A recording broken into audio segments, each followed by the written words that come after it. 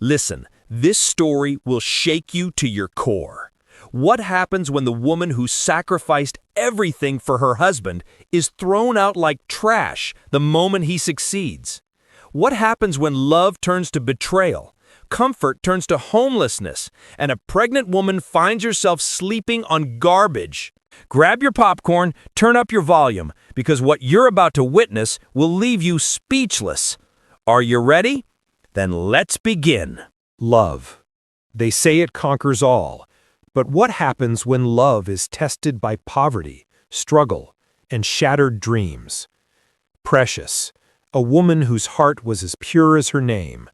She lived with her husband Michael, a recent graduate filled with hope and ambition. But hope doesn't pay the bills. Day after day, Michael sent out applications. Night after night, he prayed for a breakthrough.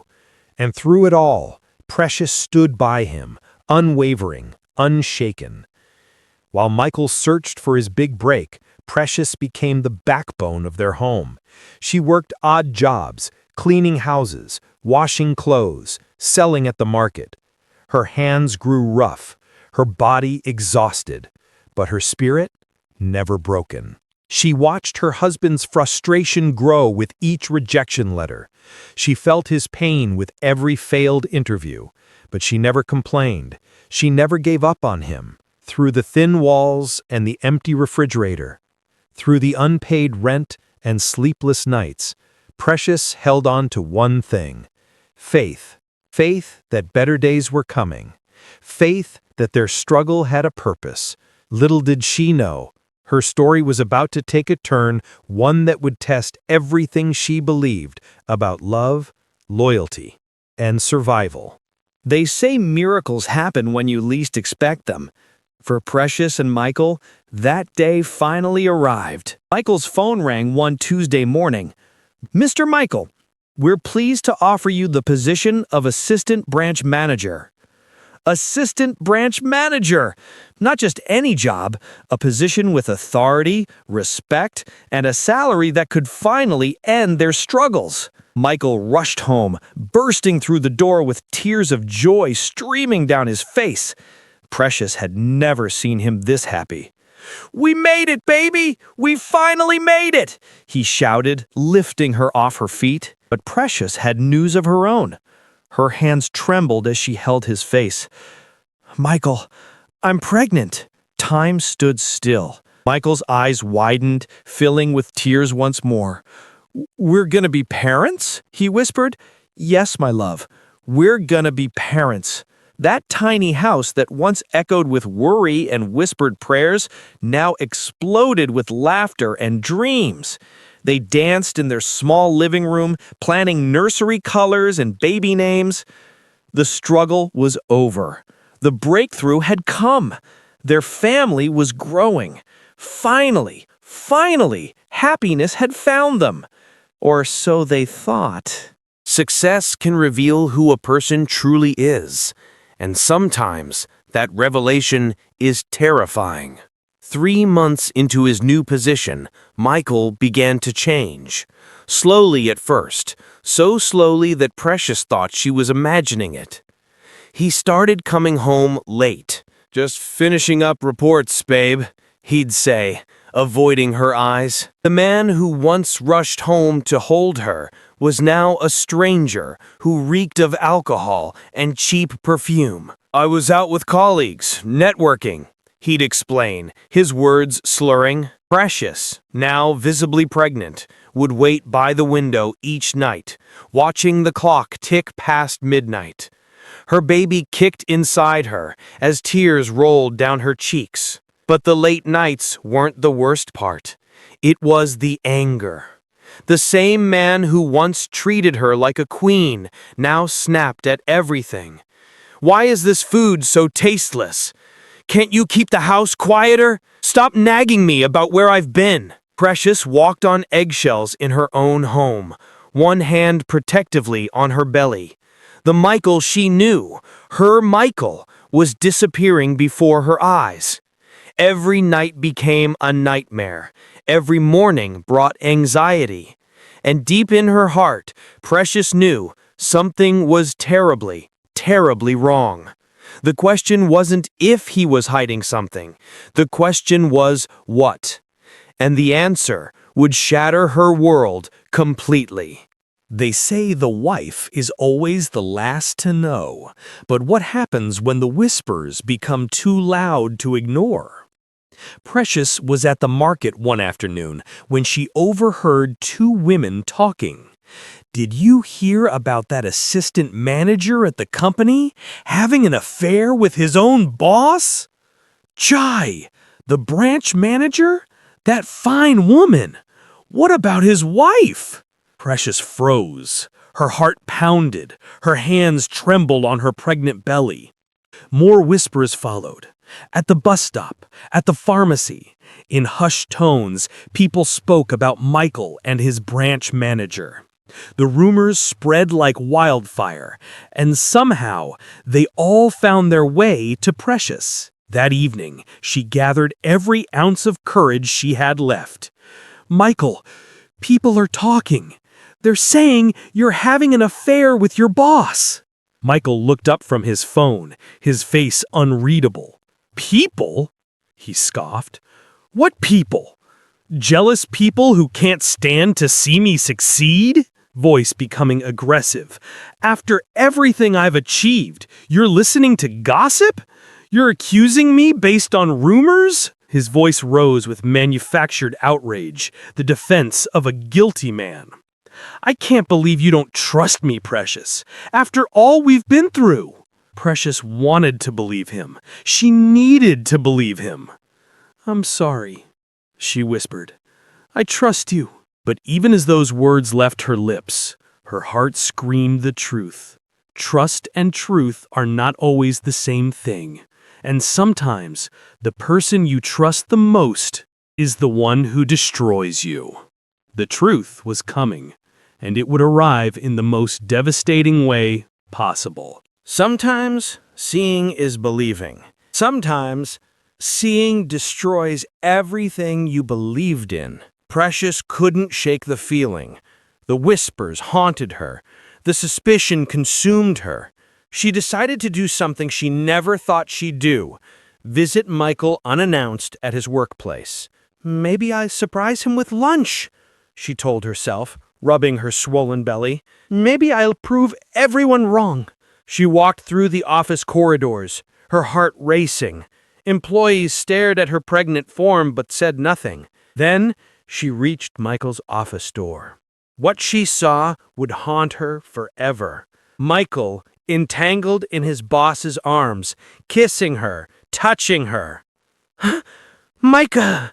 He didn't apologize. He didn't look ashamed. Instead, his face twisted with rage. What are you doing here? He shouted. Michael, please! You're the reason I suffered for years. Your bad luck, a curse. Each word was a dagger. Look at you, just eating and getting fat like a glutton, unserious, useless, an orphan with nothing to offer. You think I'd stay with you now that I'm somebody? His boss laughed beside him, a cold, mocking laugh. Precious stood there, tears streaming down her face, one hand on her belly protecting her unborn child. The entire office watched. Whispers erupted, fingers pointed. Humiliated, broken, destroyed. She ran, out of the office, into the street, her vision blurred by tears. The man she sacrificed everything for had just become her worst enemy, but the nightmare had only just begun. Hell has many forms. For Precious, it arrived at her own doorstep that very night. Michael stormed into the house, but he wasn't alone. His boss, the branch manager, walked in beside him like she owned the place. Precious sat on the couch, still crying from the day's humiliation, her hand protectively over her pregnant belly. "Get up," Michael commanded coldly. "Michael, please, can we talk about—" "Talk?" he shouted. "There's nothing to talk about. I'm done with this miserable life." He grabbed her belongings, clothes, shoes, anything that was hers, and started throwing them outside. "Michael, I'm pregnant. Where will I go?" Precious pleaded, sobbing. His boss laughed. "That's not his problem anymore, sweetheart." Michael's eyes were ice cold. "You're an orphan, remember? You survived before me, you'll survive after me. Get out!" With her bags scattered on the street and her pregnant body trembling, Precious stood outside the home she had built with her sweat and tears. Darkness surrounded her. No family to call, no friends to run to, no shelter, no money. Just a pregnant orphan, abandoned on the streets. Rock bottom has a way of revealing who you truly are. And Precious was about to discover a strength she never knew existed. Because sometimes the greatest comebacks begin at the lowest points. When life strips away everything, survival becomes your only mission. Precious found herself living in an abandoned, unfinished building near the city's dump site. The smell was unbearable, the conditions unthinkable, but she had no choice. To survive, she did what she had to, picking through trash, collecting bottles, disposing waste at the dump site for a few coins. Her pregnant belly grew larger, her body grew weaker, but she kept going. "For my baby," she whispered every morning. "I must survive for my baby." One evening, while disposing trash at the dump site, something caught her eye. A couch. Old, but surprisingly well preserved. Decent fabric, sturdy frame. This could work, she thought, touching the cushions. It was better than sleeping on the cold concrete floor of that abandoned building. She called out to other waste pickers nearby. "Can you please help me move this?" Together, they dragged the couch to her makeshift shelter. That night, for the first time in weeks, Precious slept with a little comfort. The couch cradled her aching body. She had no idea, absolutely no idea, that this discarded couch held secrets. Secrets hidden in its very cushions. Sometimes God hides blessings in the most unexpected places. And Precious's miracle was literally beneath her. The breakthrough was coming, and it was sleeping right underneath her. While Precious slept on a discarded couch in an abandoned building, the man who abandoned her was living his best life. Or so he thought. Michael and his boss, his lover, were inseparable. Fancy restaurants, expensive hotels, designer clothes, luxury cars. They flaunted their affair without shame. "To us," Michael toasted, clinking glasses with her, "to the good life." His boss smiled seductively. "You deserve this, baby. Forget that burden you used to carry." But their lavish lifestyle had a dirty secret. The money funding their pleasures, it wasn't theirs. Late at night, they cooked the company books. Transfers here, false invoices there, money disappearing into their personal accounts. "No one will notice," his boss assured him. "We're too smart for them." Michael laughed. "Finally, I'm getting what I deserve. No more struggling, no more poverty." They partied harder, spent bigger, got bolder. Every stolen dollar felt like justice to Michael, compensation for his years of suffering. But they forgot one crucial truth. Every secret has an expiration date. Every lie eventually surfaces. Every thief eventually gets caught. And the company they were stealing from, it belonged to someone far more powerful than they could ever imagine. Someone connected to Precious in ways they would never see coming. The trap was set. The net was closing. And Judgment Day was approaching fast. Miracles often hide in plain sight. For Precious, hers was literally beneath her. A few months had passed. Precious's belly was now heavily pregnant. She could give birth any day.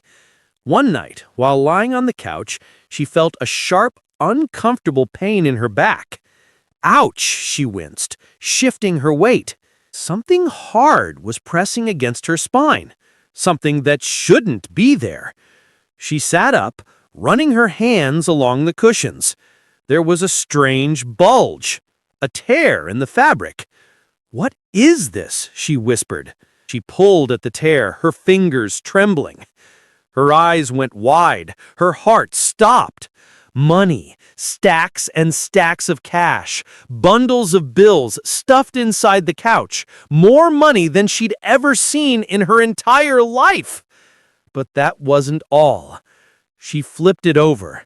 There was writing on the back, a name, an address, a date. Precious sat frozen, surrounded by the money, holding the photograph. Her mind raced with questions. This money could save me and my baby.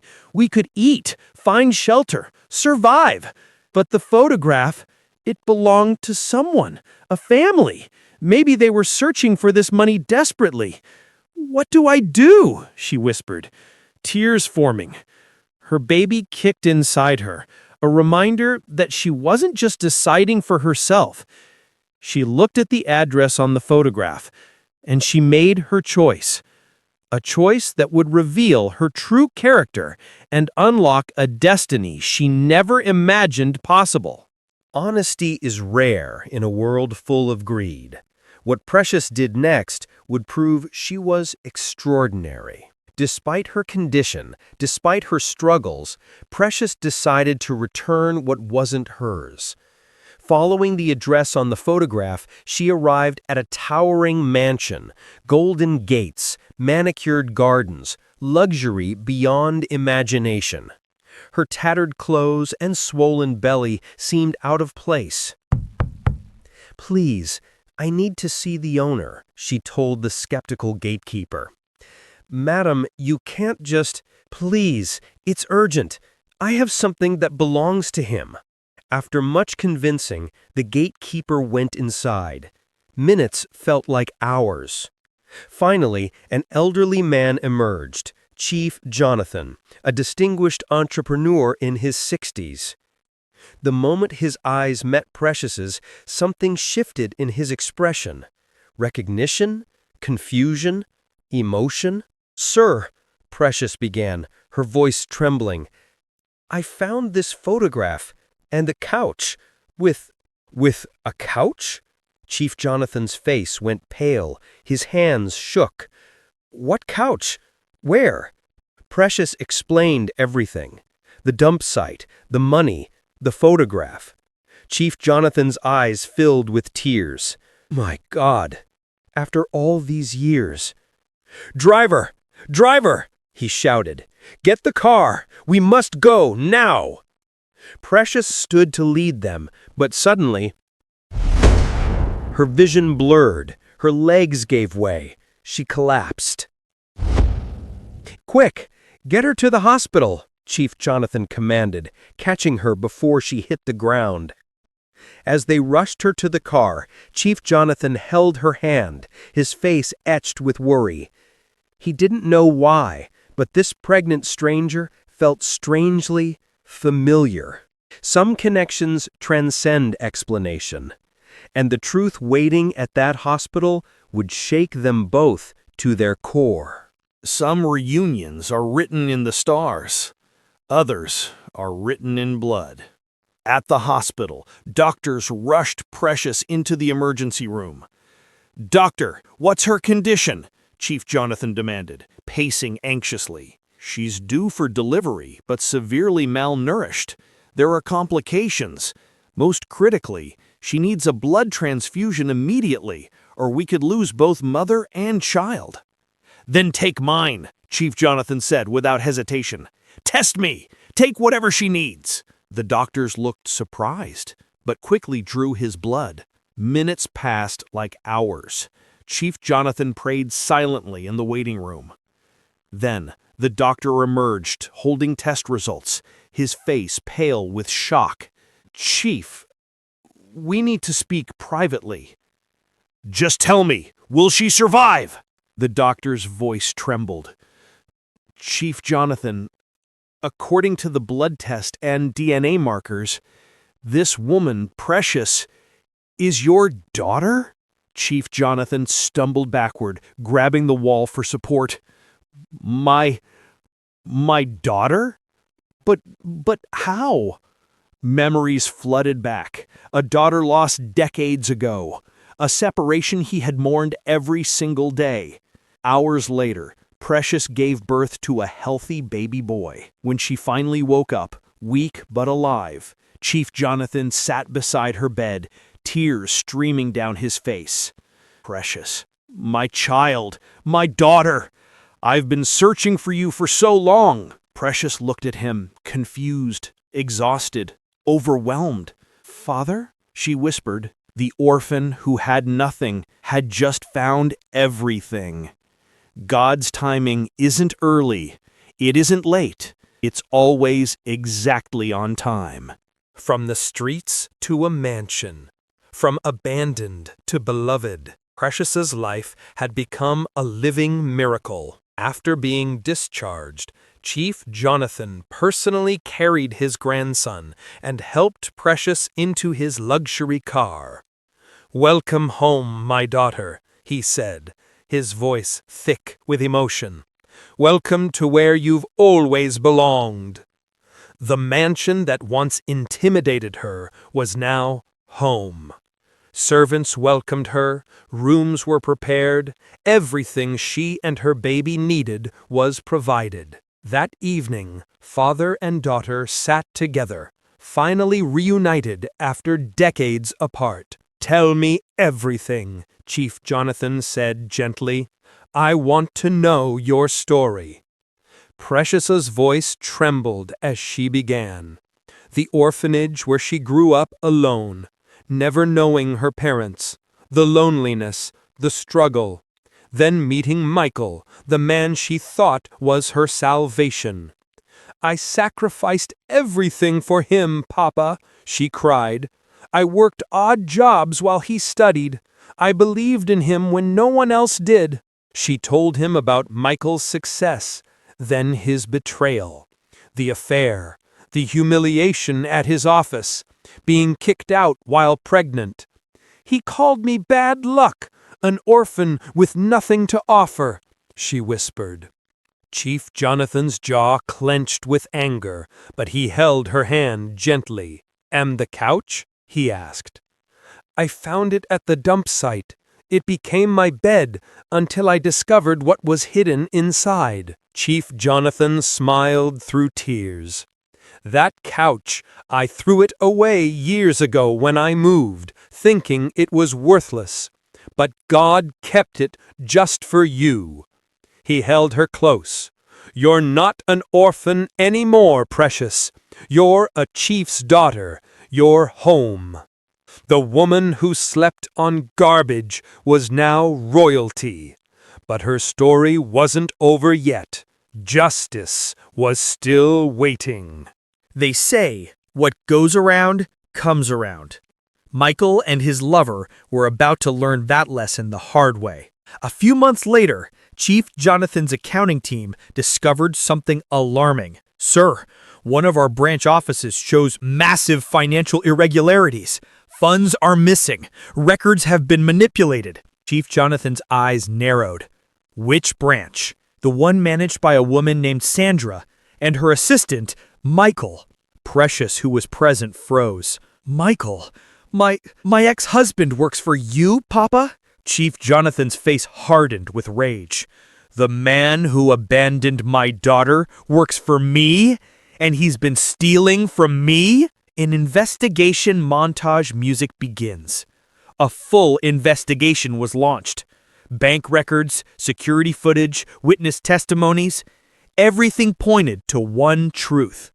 Michael and Sandra had been embezzling company funds for months, financing their affair with stolen money. "We're going to that branch," Chief Jonathan announced, "today." They arrived in the office in a convoy. Employees scattered nervously. Michael stood in the hallway, laughing with Sandra, until he saw them. His face went white. His body froze. There stood Precious, no longer in rags, but in elegant clothes. Confident, glowing, powerful. And beside her, Chief Jonathan himself. Precious, Michael stammered, his voice cracking. Hello, Michael, she said calmly. I am Chief Jonathan, her father's voice boomed, and you've been stealing from my company while abusing my daughter. Evidence was presented. Michael and Sandra were arrested on the spot, handcuffed before the entire office staff. No, please, I can explain, Michael begged, reaching toward Precious. She looked at him. No anger, no tears, just pity. You called me bad luck, Michael, but look at us now. Chief Jonathan turned to his team. Effective immediately, Precious is the new branch manager. The woman who was thrown out now ran the company. The orphan who had nothing now had everything. Michael watched from the police car as Precious stood tall, a queen reclaiming her throne. Never underestimate the person you betray, because sometimes God is simply repositioning them for a comeback. And that is the incredible story of Precious. Her story teaches us something powerful. Never underestimate someone going through hardship. You have no idea what God is preparing them for. If this story touched your heart, moved your spirit, or gave you hope, smash that like button right now. Subscribe and turn on that notification bell so you never miss our powerful, life-changing stories. Drop a comment below and tell us, what would you have done if you know someone going through struggles right now, someone who needs to hear that their breakthrough is coming, share this video with them. Let them know their story isn't over yet. Remember, your current struggle is not your final destination. It's just your setup for a comeback. Until next time, keep believing, keep fighting, and remember, your miracle might be hidden in the most unexpected place. And we'll see you in the next story. Peace.